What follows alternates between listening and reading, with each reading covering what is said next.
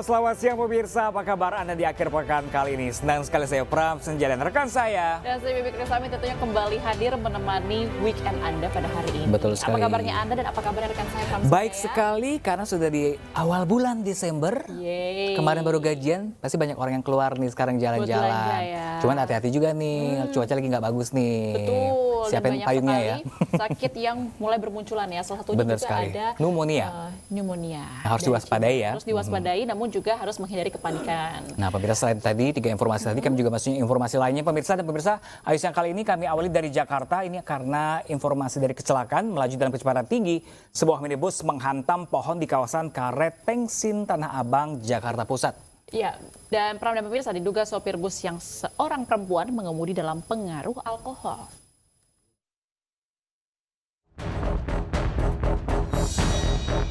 Beginilah kondisi minibus jenis SUV usai menabrak pohon yang berada di tengah Jalan Penjernihan 1, Karet Tengsin, Tanah Abang, Jakarta Pusat dini hari tadi.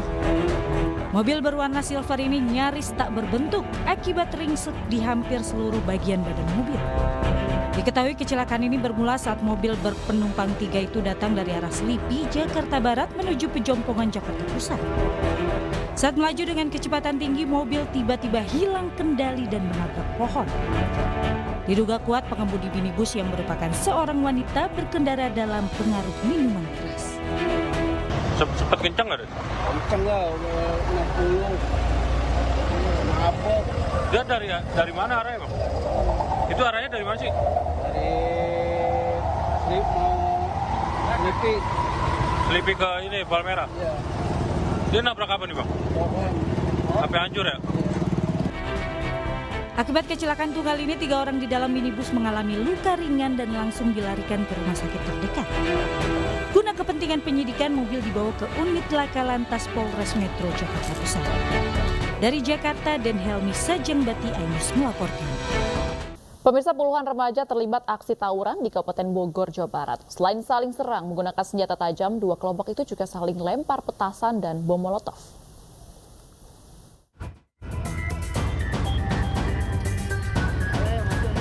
Tampak dari video amatir, sejumlah remaja terlibat aksi tawuran di tengah Jalan Raya Narogong, Kecamatan Cilengsi, Kabupaten Bogor, Jawa Barat pada Rabu dini hari.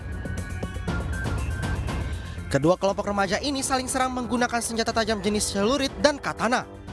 Bahkan mereka juga saling melempar petasan dan bom molotov. Akibat aksi ini, pengendara dan warga tidak berani melintas karena takut kena sasaran. Para pelaku membubarkan diri usai salah satu dari mereka menjadi korban dan terkena serangan senjata tajam. Diketahui sebelum terjadi tawuran, kedua kelompok remaja itu melakukan konvoi dari arah Cilengsi dan Bantar Gebang, Bekasi. Aksi tawuran remaja ini pun diakui warga sudah kerap terjadi dan sangat meresahkan. Ya jelas besar lah. Bukan besar-besar lagi, menakutkan. Takut ya Pak ya? Ya, bawanya senjata kayak aduh. Warga berharap agar polisi dapat berpatroli di jalur ini untuk menghindari aksi-aksi selanjutnya. Dari Kabupaten Bogor, Jawa Barat, Cahyat Supriyatna, iNews melaporkan. Sementara itu pemirsa, seorang lansia juga ditemukan tewas di rumahnya di Desa Cihampelas, Kabupaten Bandung Barat, Jawa Barat. Di tubuh korban ditemukan sejumlah luka memar. Selain itu barang berharga dan sejumlah uang milik korban pun hilang.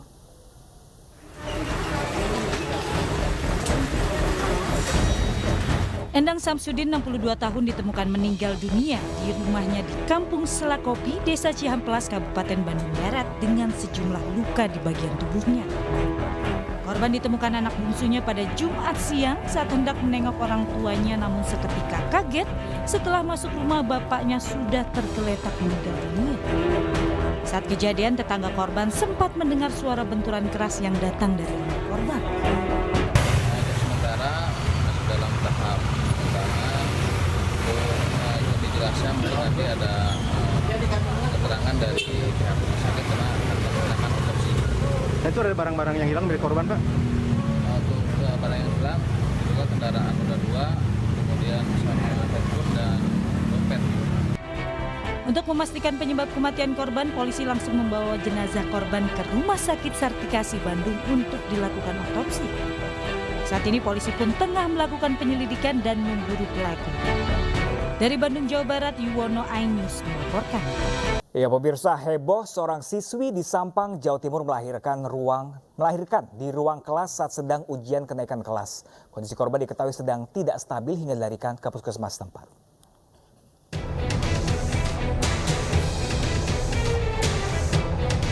Sekolah Menengah Atas Negeri Sampang, Jawa Timur digegerkan dengan seorang siswinya yang melahirkan di ruang kelas saat ujian akhir semester berlangsung. Siswi tersebut langsung dilarikan ke Puskesmas Kemuning untuk tindakan medis lebih lanjut.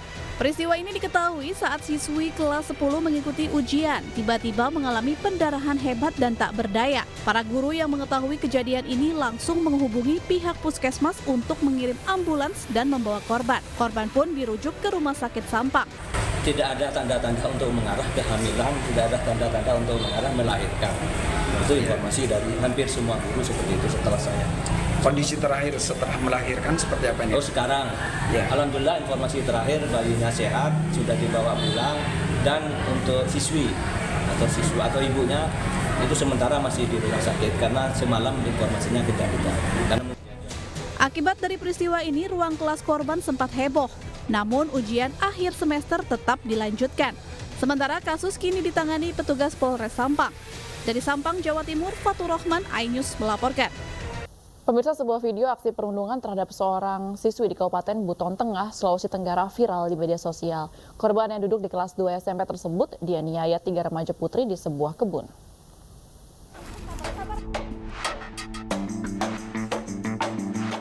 Video berdurasi 1 menit 27 detik ini memperlihatkan korban yang mengenakan seragam SMP dianiaya oleh 3 pelaku. Korban dipukuli dan dijambak di sebuah kebun jambu mete di Kecamatan Mawasangka, Kabupaten Buton Tengah. Aksi perundungan ini juga direkam dan diunggah ke media sosial. Terungkapnya kasus ini berawal dari patroli cyber oleh polisi, sementara perundungan terjadi pada Kamis 30 November lalu. Setelah sempat bersembunyi di rumah kerabatnya, para pelaku akhirnya berhasil diringkus polisi. Isi video tersebut ya ada penganiayaan di situ, ya ada penganiayaan di mana korban ditendang, dipukul, dan salah satu dari pelaku melakukan perekaman, kemudian diupload di media sosial dan WA. Ada berapa orang pelakunya? Pelakunya terindikasi 3 orang. Korban yang merupakan siswi SMP kelas 2 kini mengalami trauma. Sementara 2 pelaku berstatus siswi SMA dan 1 pelaku putus sekolah. Para pelaku mengaku motif perundungan karena sakit hati terhadap ucapan korban. Dari Buton Tengah, Sulawesi Tenggara, Andi Eba, iNews melaporkan. Pemirsa, Satreskrim Polres Pandeglang menangkap 2 pelaku curanmor yang kerap beraksi di wilayah Kabupaten Pandeglang, Banten. Ya, dari penangkapan pelaku, polisi berhasil mengamankan 7 kendaraan roda 2 hasil curian kedua pelaku.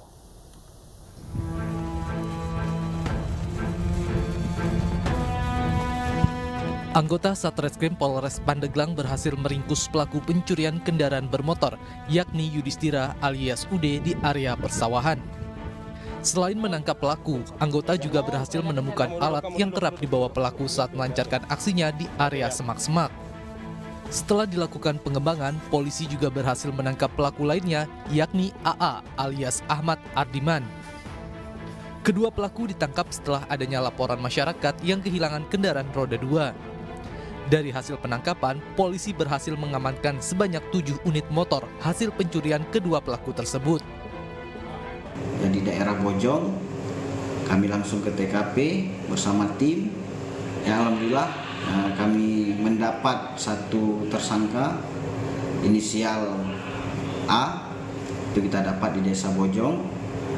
Kemudian hasil pengembangan ternyata ada 1 lagi tersangka yang mereka melakukan secara bersama-sama.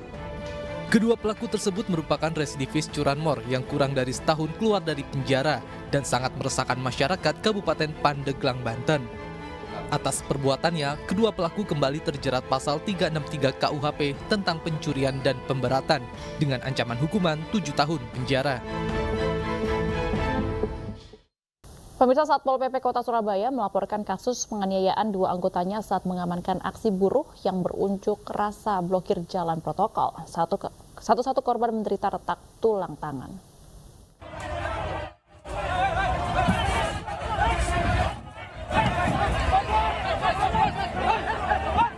Inilah video amatir penganiayaan anggota Satpol PP Kota Surabaya oleh oknum buruh yang sedang memblokir Jalan Ahmad Yani, Kota Surabaya, Jawa Timur. Dalam rekaman tersebut, salah satu anggota Pol PP ditendang lalu dikeroyok oleh beberapa oknum buruh hingga tubuhnya terlempar mengenai tembok. Sementara satu korban lain yang tidak terekam kamera, korban diinjak-injak dan dipukuli oleh oknum buruh hingga alami retak tangan kanan.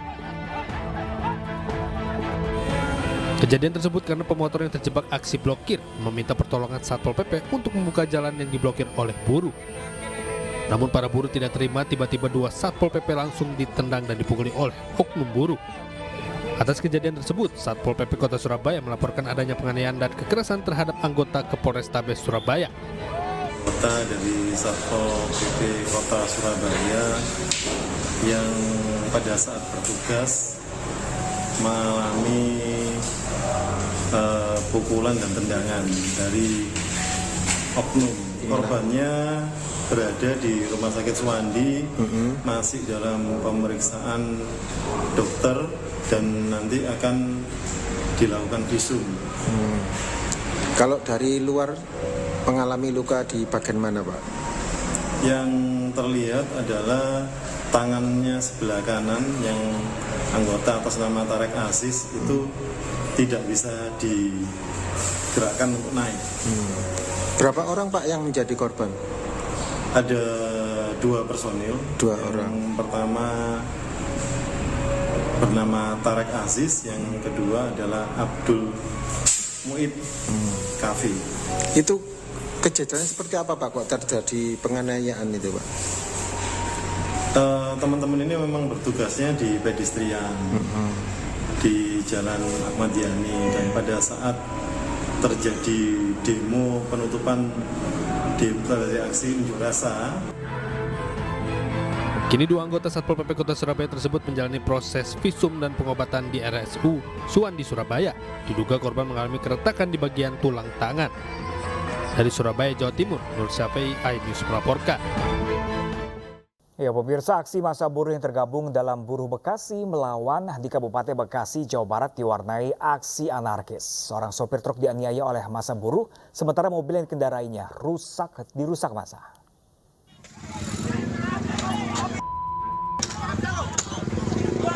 Aksi massa buruh yang tergabung dalam Buruh Bekasi melawan di Kabupaten Bekasi, Jawa Barat diwarnai aksi anarkis.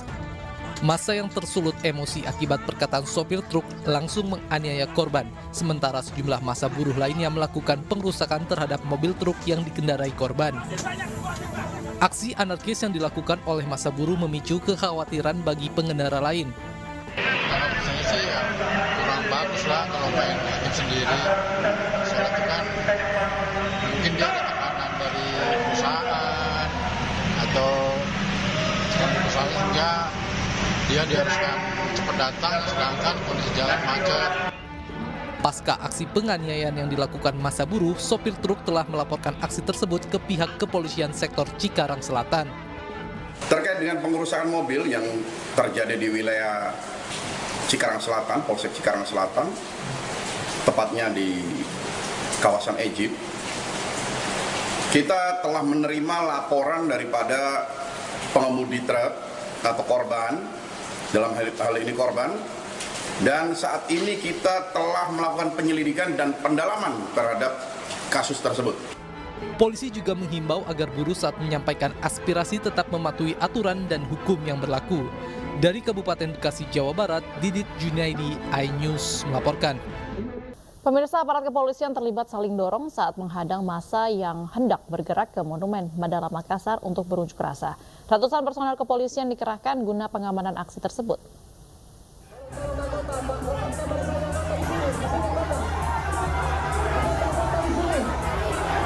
Aksi saling dorong terjadi saat mahasiswa asal Papua hendak bergerak menuju Monumen Mandala, Kecamatan Ujung Pandang, Kota Makassar, Sulawesi Selatan untuk berunjuk rasa. Masa diblokade aparat gabungan dari Polrestabes Makassar bersama Sat Brimob dan Sat Samapta Polda Sulsel. Dengan menggunakan pengeras suara, pihak kepolisian mengimbau massa untuk kembali ke sekretariat. Akhirnya, massa pun memilih melanjutkan aksi di depan sekretariat dengan pengawalan ketat 300 personel kepolisian. Iya, dorong-dorong karena pertama kami dari Dalmas awal memang dari Polsek dan Polrestabes yang menangani pertama. Standar SP-nya kan seperti itu, Dalmas awal dulu. Kalau sudah tidak mampu dari Polrestabes, maka kami minta buatan ke Dalmas Polda, lanjut ke Brimob. Jadi tahapan tadi sudah dilakukan. Jadi rencananya mau aksi di mana tadi Pak rencana? Rencana aksinya di Mandala. Di Mandala. Tadi ada blokade Pak, kirikan. Hanya blokade, tetap kami blokade supaya dia tidak ke Mandala. Diketahui masa aksi merupakan mahasiswa asal Papua yang melanjutkan pendidikan di kota Makassar. Dari Makassar, Leo Muhammad Nur, iNews melaporkan. Kerap mengganggu ketertiban, kantor imigrasi Bandara Soekarno-Hatta dan petugas gabungan mengamankan puluhan WNA ilegal asal Nigeria di salah satu apartemen di Jakarta Barat. Sebagai besar WNA melebihi izin tinggal dan tidak memiliki dokumen keimigrasian.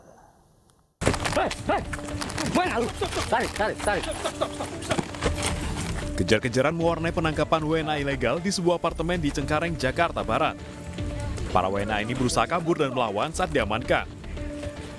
Petugas sempat kesulitan saat berusaha menggeledah unit apartemen karena penghuni tidak mau membuka pintu. Setelah dibuka paksa, ditemukan WNA yang berusaha sembunyi dari razia. Dalam operasi ini, kantor imigrasi kelas 1 khusus TPI Soekarno-Hatta bersama petugas gabungan menangkap total 29 warga negara asal Nigeria yang kerap mengganggu ketertiban dan meresahkan warga. Dari pemeriksaan sementara, ditemukan WNA yang telah habis izin tinggalnya serta tidak memiliki dokumen keimigrasian.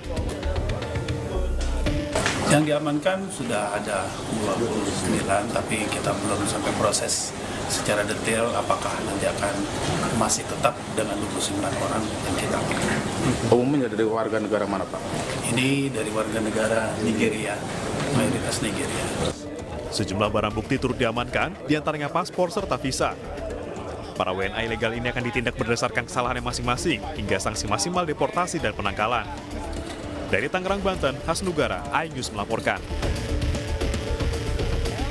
Pemirsa, Ikatan Dokter Indonesia menghimbau masyarakat untuk tetap waspada dan menghindari kepanikan terhadap kasus pneumonia Mycoplasma di Indonesia. Himbauan ini diberikan pada masyarakat sebagai respon terhadap merebaknya penyakit tersebut di Cina sejak Mei 2023.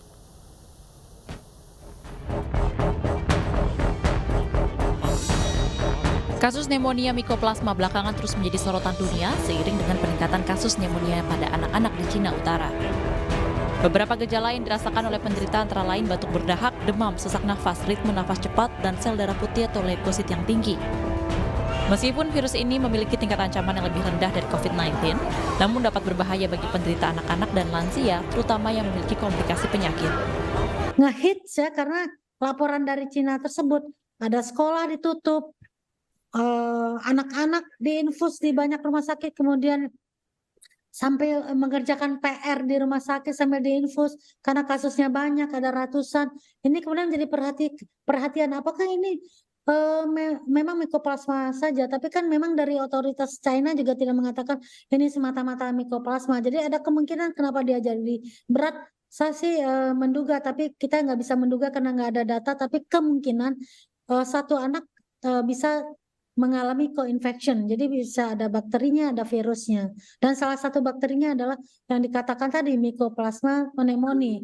Yang kalau hanya Mycoplasma pneumonia tunggal saja, itu biasanya ringan-ringan saja. Ikatan Dokter Anak Indonesia menghimbau masyarakat untuk waspada, namun menghindari kepanikan dalam menanggapi kasus pneumonia Mycoplasma. Virus ini sejatinya telah lama berada di Indonesia.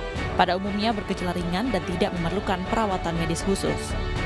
Dari Jakarta, Elsa Casey, Dimas Winardi, iNews melaporkan. Sementara itu, pemirsa, aksi bela Palestina kembali digelar di Silang Monas, Jakarta Pusat. Sejak Sabtu dini hari, kawasan Monas dipadati ribuan masyarakat dari berbagai daerah.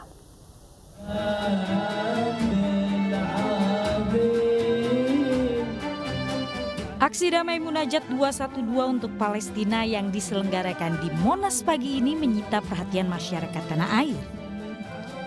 Massa dari berbagai kalangan lengkap dengan atribut berlambangkan bendera Palestina sejak malam hingga jelang subuh terus berdatangan memadati kawasan Monas.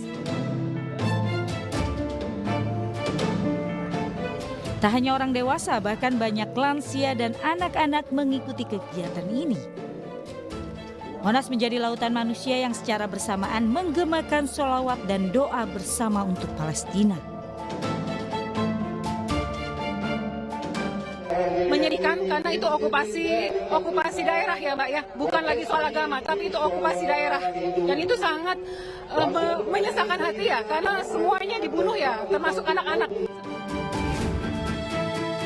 Situasi lalu lintas terpantau ramai lancar. Jalan Medan Merdeka menuju Harmoni dan sebaliknya ditutup hingga acara gelaran aksi damai Munajat 212 selesai. Dari Jakarta, Ayu Pratiwi, iNews melaporkan. Ya pemirsa, beragam reaksi netizen atas dihapuskan debat Cawapres oleh KPU. Selengkapnya sesaat lagi, tetaplah bersama kami dan Newsnya.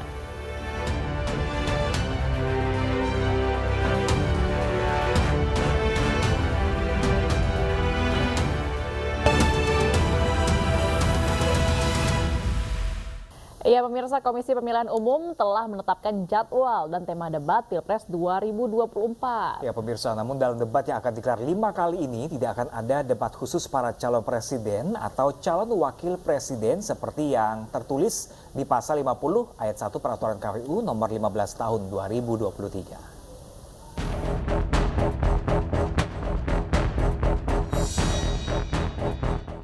Komisi Pemilihan Umum telah menetapkan jadwal dan tema debat pemilihan presiden 2024. Debat akan dilaksanakan sebanyak 5 kali. Debat pertama akan digelar pada 12 Desember 2023 dengan tema hukum, HAM, pemerintahan, pemberantasan korupsi, dan penguatan demokrasi. Debat kedua akan diselenggarakan pada 22 Desember 2023 dengan mengambil tema pertahanan, keamanan, geopolitik, dan hubungan internasional. Debat ketiga akan digelar 7 Januari 2024 dengan tema ekonomi, dengan fokus ekonomi kerakyatan dan digital, kesejahteraan sosial, investasi, perdagangan, pajak digital, keuangan, pengelolaan APBN dan APBD, serta infrastruktur. Debat keempat akan dilaksanakan 21 Januari 2024 dengan mengambil tema energi, sumber daya alam, sumber daya manusia, pangan, pajak karbon, lingkungan hidup, agraria, dan masyarakat adat. Sementara debat kelima akan dilaksanakan 4 Februari 2024 bertema teknologi informasi, peningkatan pelayanan publik, hoax, intoleransi, pendidikan dan kebudayaan, kesehatan berfokus post-COVID society dan ketenagakerjaan. Calon presiden dari Partai Perindo Ganjar Pranowo telah siap menghadapi debat tersebut. Ganjar bersama Mahfud akan memberikan yang terbaik untuk masyarakat. Kita mesti menyiapkan hal yang sifatnya satu konseptual, yang kedua bagaimana cara operasional, tentu karena kami pernah punya pengalaman politis yang bisa ditunjukkan kepada masyarakat sehingga masyarakat yakin bahwa gagasan itu akan bisa diimplementasikan. Begitupun dengan calon wakil presiden Muhaimin Iskandar, pria yang akrab disapa Caimin ini mengaku santai karena sudah terbiasa menghadapi debat. Yang namanya debat itu kan sudah makanan sehari-hari, biasa aja. Tapi ada persiapan khusus nggak sih Bu? Pasti harus ada technical persiapan teknisnya. Karena dibatasin waktu. Ada menitnya. Nah, dikira gampang apa ngomong dikit tapi harus langsung dalam waktu yang terbatas. Namun debat Pilpres tahun 2024 berbeda dengan Pilpres sebelumnya. Menurut Ketua KPU Hasyim Asy'ari, debat kali ini tidak akan ada debat khusus para calon presiden atau calon wakil presiden. Hasyim menjelaskan semua pasangan calon akan hadir bersamaan dalam debat yang digelar sebanyak 5 kali. Padahal dalam peraturan KPU nomor 15 tahun 2023 pasal 50 ayat 1 jelas bahwa debat dilaksanakan dalam 5 kali dengan rincian 3 kali untuk calon presiden dan 2 kali untuk calon wakil presiden. Namun demikian di ayat 2 pasal 50 dijelaskan hal tersebut bisa berubah setelah KPU berkoordinasi dengan DPR. Tim Liputan iNews melaporkan. Ya pemirsa, usai merevisi peraturan KPU RI mengenai peniadaan debat khusus Cawapres pada Pilpres 2024, KPU RI tuai kritik dari para netizen. Nah, program pemirsa, kita akan melihat ya seperti apa sih ungkapan kekecewaan netizen di akun media sosial KPU RI. Ini yang pertama ada dari @Gunar Tosi Tumorang, KPU, yaitu kepanjangan dari keponakan Pak Usman. Oke, selanjutnya dari @Fetur Kerahman, dibantu paman, dibantu bapak, dibantu KPU, hihihi. Dan selanjutnya lagi dari @Ahmad Khairudin 17, mending langsung lantik aja lah putra mahkota kalian itu, buang-buang anggaran, ujung-ujungnya udah ketebak semua, dikerahkan buat menangin Boruto. Ada apa lagi, Pram?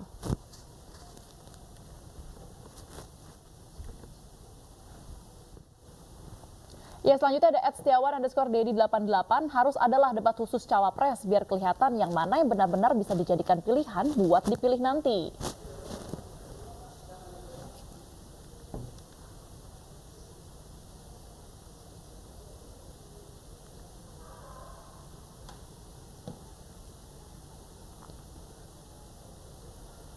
Baik pemirsa, kita ke informasi selanjutnya. Calon presiden dari Partai Perindo nomor urut 3, Ganjar Pranowo menyapa warga di Car Free Day di Jalan L Tarikupang, Nusa Tenggara Timur. Ya pemirsa, Ganjar juga menyempatkan diri belusukan ke pasar Impres untuk mengecek harga sembako.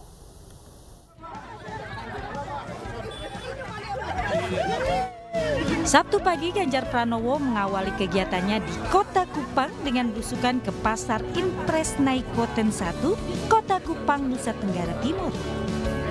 Ganjar tampak menyapa dan berdiskusi dengan penjual untuk mengecek harga sembako.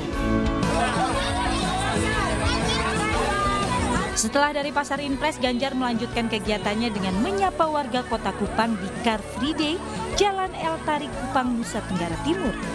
Warga pun tampak antusias menyambut calon presiden dari Partai Perindo ini.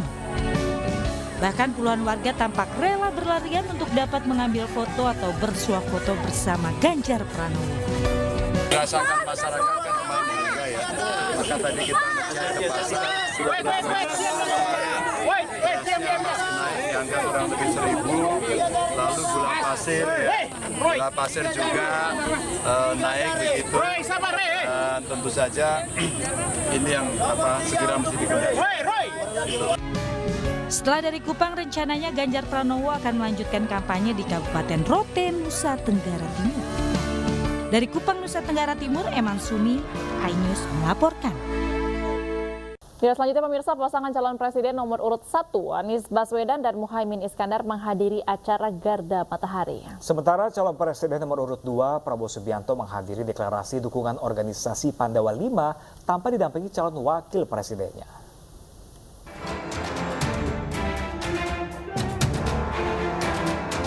Calon Presiden Anies Baswedan dan calon Wakil Presiden Muhaimin Iskandar pasangan nomor urut 1 menghadiri silaturahmi nasional relawan Garda Matahari. Dalam acara ini, Anies Baswedan menyebut Garda Matahari semakin rapi sehingga tidak perlu memberikan arahan secara rinci dalam memenangkan pemilihan Presiden 2024 mendatang. Selanjutnya, Anies mengingatkan kembali jika Pilpres 2024 bukan tentang pergantian pemimpin melainkan orientasi baru dalam pembangunan ke depan.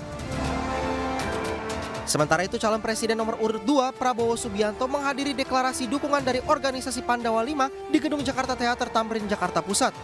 Prabowo yang datang tanpa didampingi pasangannya Gibran Rakabuming Raka langsung memasuki hall dan menghadiri acara deklarasi dukungan yang diberikan relawan Pandawa 5.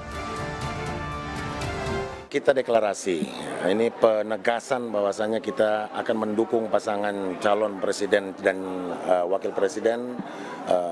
Kita sudah melakukan sosialisasi kepada masyarakat baik darat secara offline langsung maupun secara online. Karena kita sudah ada di 37 provinsi dan 504 kabupaten kota. Di depan ribuan pendukungnya, Prabowo mengajak agar lebih peduli terhadap politik sebagai bentuk tanggung jawab demi memajukan Indonesia. Tim Liputan iNews melaporkan. Ya pemirsa, terima kasih masih bersama kami di iNews Siang. Ketua KPK nonaktif Firly Bahuri memenuhi panggilan Barreskrim Polri terkait dugaan pemerasan terhadap mantan Menteri Pertanian Syahrul Yassin Limpo. Firly diperiksa selama kurang lebih 10 jam. Firly Bahuri selesai menjalani pemeriksaan sekitar pukul 19:41 waktu Indonesia bagian Barat. Ketua KPK nonaktif ini diperiksa sekitar 9 jam oleh Direktorat Tindak Pidana Korupsi Barreskrim Polri. Firly diperiksa sebagai tersangka dalam kasus dugaan pemerasan terhadap mantan Menteri Pertanian Syahrul Yassin Limpo. Firly mengaku sangat menghormati proses hukum ini dan akan kooperatif. Pengabdian saya adalah mengabdi kepada bangsa dan negara. Dan sampai hari ini saya tetap bangga kepada Indonesia negara Indonesia. Yang kedua, saya juga ingin menyampaikan kepada rekan-rekan semua bahwa saya sangat taat kepada hukum, tinggi supremasi hukum, dan tentulah kita sadar bahwa negara kita adalah negara hukum, restan, dan bukan negara kekuasaan atau maksa. Karena itu saya sungguh berharap mari kita ikuti proses hukum yang sedang berjalan. Dan tentu saya juga meminta kepada rekan-rekan semua dalam rangka mencerdaskan kehidupan bangsa supaya tidak menebar, mengembangkan ataupun menyusun narasi-narasi atau opini yang akan menyesatkan kita semua, bahkan seluruh rakyat ini kita semua. Yang ketiga, saya juga ingin menyampaikan kepada rekan-rekan semua, saya sangat apresiasi atas kehadiran serta. Sementara itu pemirsa, jubir TPN Ganjar Mahfud Aiman Wicaksono dilaporkan sejumlah pihak setelah menyebut adanya oknum Polri yang tidak netral jelang Pilpres 2024. Perhimpunan Bantuan Hukum Indonesia atau PBHI menyebut kasus Aiman kental bernuansa politis untuk membungkam kritikan terhadap pemerintah.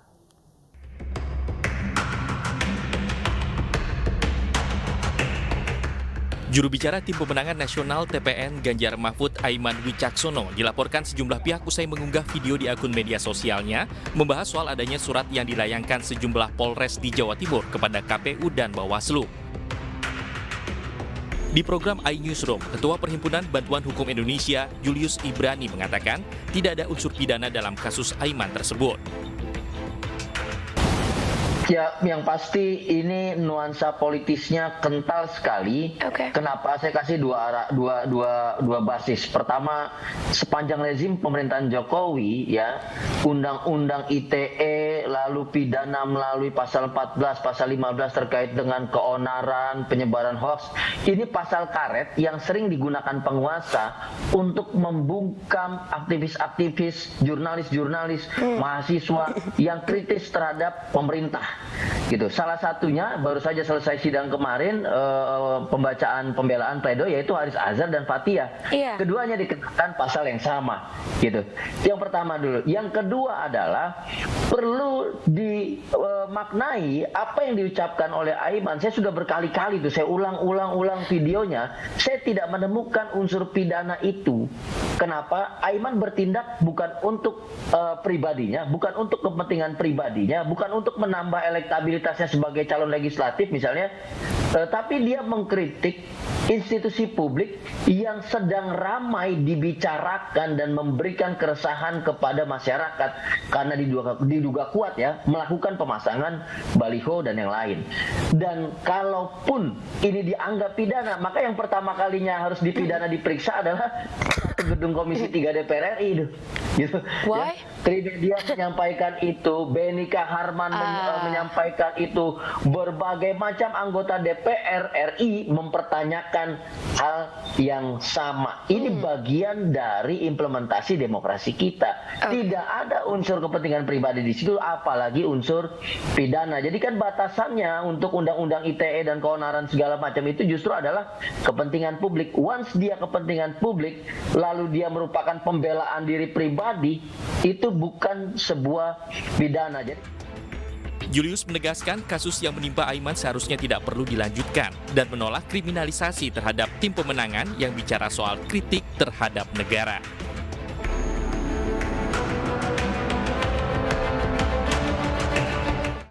Ya, pemirsa, Bank Jatim menggelar kegiatan Spektaria Undian Tabungan Simpeda sebagai satu bentuk penghargaan terhadap seluruh nasabahnya. Ya, seperti apa keseruan acaranya? Oki Arisandi dari Surabaya, Jawa Timur akan melaporkannya untuk Anda. Pemirsa, Bank Jatim sebagai bank kebanggaan masyarakat Jawa Timur terus memberikan pelayanan terbaiknya pada seluruh nasabah tercinta. Satu di antaranya dengan menggelar satu kegiatan yang begitu meriah pada hari ini bertempat di area parkir dan juga Grand Ballroom dari Grand City Surabaya, menggelar Spektaria Undian Tabungan Simpeda Regional tahun 2023 yang menjadi rangkaian dari tabungan undian Simpeda Bank Jatim. Nah, tentu hal ini menjadi luar biasa karena acara berlangsung dari pagi hari hingga malam hari, dan bahkan ketika acara puncak nanti malam akan hadir satu bintang tamu ternama penyanyi tanah air yakni Ari Lasso. Dan untuk mengetahui seperti apa kegiatan berlangsung hari ini dan juga apa maknanya, sudah bersama kami Bapak Zulefy Abidin dari Direktur IT dan Teknologi Bank Jatim. Selamat pagi Pak Zul. Selamat pagi. Kabar sehat Bapak? Alhamdulillah sehat. Alhamdulillah. Bapak, boleh sedikit dijelaskan Spektaria Undian Tabungan Sipeda, kegiatan seperti apa hari ini Bapak? Jadi pagi ini di rangkaian Sumpeda kita mengadakan bazar UMKM. Kemudian kami lakukan juga ada kompetisi yang diminati oleh milenial, khusus di Sumpeda. Mungkin sebagai informasi ke Bapak Ibu bahwa tabungan sepeda adalah tabungan yang dimiliki oleh seluruh Bank Pembangunan Daerah se-Indonesia. Dan alhamdulillah kami Bank Jatim adalah kita Jawa Timur yang mempunyai penabung yang paling besar dengan saldo terbesar. Bapak, terkait dengan masyarakat yang hadir, tentu tidak hanya dari para Jatimers internal Bank Jatim, masyarakat umum juga bisa hadir. Nah, manfaat apa yang bisa didapatkan masyarakat ketika datang ke kegiatan hari ini? Benar, jadi ini bukan hanya untuk Jatimers atau karyawannya Bank Jatim, tapi ini khusus berlaku untuk masyarakat. Jadi manfaat yang dinikmati oleh masyarakat sangat banyak. Jadi di sini kita melatih masyarakat, terutama di era digital, mereka bisa menggunakan transaksi menggunakan kris, menggunakan G-Connect Mobile, tidak perlu lagi datang ke kantor bank face to face, semua transaksi bisa selesai di tangan nasabah. Jadi artinya kami Bank Jatim memberikan manfaat ke nasabah, kami sebut dengan kita simplify customer life. Jadi masyarakat lebih mudah. Jadi bisa melakukan transaksi, bisa melakukan kegiatan sehari-hari, termasuk untuk payment system dan sebagainya. Dan yang gak kalah penting, itulah meningkatkan pendapatan pemerintah daerah. Karena kita sediakan fiturnya juga di digital bankingnya Bank Jatim yang kita sebut dengan G-Connect Mobile. Terima kasih Pak Zul, Direktur IT dan Teknologi Bank Jatim. Seperti tadi telah disampaikan bahwa Bank Jatim juga terus berupaya memberikan inovasi terbaiknya kepada seluruh nasabahnya, baik untuk membuka rekening, untuk bertransaksi, ataupun fitur-fitur lainnya. Masyarakat Bank Jatim nabungnya ya di Bank Jatim. Dari Kota Surabaya, Oke Desandi dan Freddy Iswanto, iNews melaporkan. Tebus sembako murah menjadi ajang calon legislatif Partai Perindo Vena Melinda untuk mendekatkan diri dengan konstituen. Ya, selain sosialisasi di masa kampanye, kegiatan ini juga sebagai bentuk kepedulian terhadap masyarakat di Tulung Agung, Jawa Timur.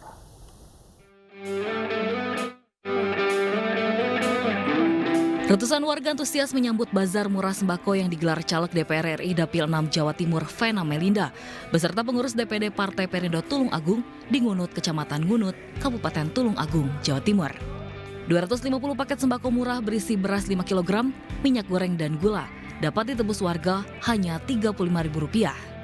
Aksi nyata dalam rangka sosialisasi karena di masa kampanye, dan kita yakin bahwa yang namanya sembako menjadi satu kebutuhan yang sangat penting. Jadi senang banget nih ada tebus sembako murah. Masyarakat yang hadir turut mendoakan Partai Perindo dan para calegnya sukses dalam pemilu 2024. Sangat senang sekali karena Mbak Ketua dapat dipimpin dari Perindo. Mudah-mudahan besok sukses dan semua senang menerima ini. Dan saya juga senang sekali.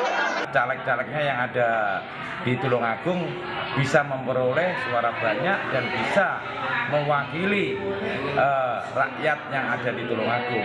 Targetnya 4 dewan. Selain sembako murah, Vena Melinda juga mengajak ibu-ibu dan warga Ngunut menjaga kesehatan dengan senam bersama. Dalam masa kampanye, para caleg Partai Perindo juga mensosialisasikan program Partai Perindo dan visi misi Capres-Cawapres nomor urut 3, Ganjar Pranowo Mahfud MD. Dari Tulung Agung, Jawa Timur, Anang Agus Faisal, iNews melaporkan. Ya, pemirsa, kita beralih ke informasi jalan-jalan. Nah, ini bagi Anda yang penat dengan suasana kota, kami memiliki referensi liburan khusus di Rejang Lebong, Bengkulu. Betul banget nih Pram dan pemirsa, karena sebentar lagi juga akan ada libur akhir pekan ya, dan ini mungkin bisa menjadi akhir tahun bisa menjadi alternatif Anda dan keluarga. Yakni sebuah air terjun indah di Desa Blitar Seberang. Penasaran seperti apa indahnya air terjun tersebut? Berikut liputannya untuk Anda.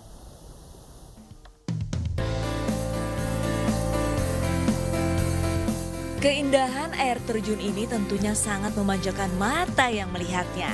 Jernihnya air di tengah hutan dan sejuknya cuaca membuat para pengunjung betah berlama-lama di air terjun ini. Jika dilihat secara kasat mata, air terjun ini sama seperti air terjun lainnya. Namun yang membedakan air terjun Puspadewi di Desa Blitar, seberang Kabupaten Rejang Lebong, Provinsi Bengkulu ini adalah suhu airnya. Ya, air terjun Puspadewi memiliki suhu yang hangat karena berasal dari panas bumi. Setelah capek kita langsung mandi di air hangat. Air terjun Puspadewi itu bikin badan seger, semua capek itu bisa hilang lah. Itu pemandangannya bagus banget. Ada pohon-pohon gitu, kayak belum terjamah sama manusia gitu kan. Jadi masih alami, masih asri gitu. Sambil mandi, sambil melihat pemandangan-pemandangan. Selain air terjun Puspadewi dengan air hangatnya, pengunjung juga bisa menikmati air terjun Trisakti dengan suhu dinginnya. Tetapi Anda harus berjalan kaki terlebih dahulu menyusuri tangga sejauh 50 meter. Baik, di air terjun Trisakti ini kita masih menyuguhkan suasana alam yang sangat asri. Dan di sini juga kita memiliki fenomena unik di mana air terjun berpasangan, yaitu air terjun Trisakti dengan bersuhu dingin dan air terjun Puspadewi bersuhu hangat. Nah, fenomena ini jarang terjadi. Ini satu-satunya fenomena yang ada di Kabupaten Rejang Lebong, mungkin Provinsi Bengkulu. Melihatnya saja ingin sekali berendam dan main air. Tapi untuk harga jangan khawatir, karena satu pengunjung dikenakan tarif Rp20.000 saja. Nah, bagaimana? Anda tertarik untuk menikmati sensasi air terjun 2 suhu ini di Rejang Lebong? Dari Rejang Lebong Bengkulu, Widodo Waluyo, iNews melaporkan.